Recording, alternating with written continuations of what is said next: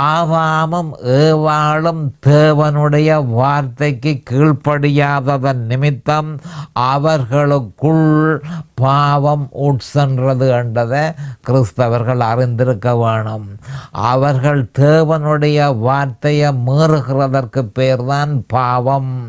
அப்போ அந்த பாவம் என்ன செய்தது என்று சொன்னால் ஆதாமுக்குள்ளேயும் ஏவாளுக்குள்ளேயும் அவர்களுடைய மீறுதலின் நிமித்தம் அவர்களுக்குள் உட்சென்றது.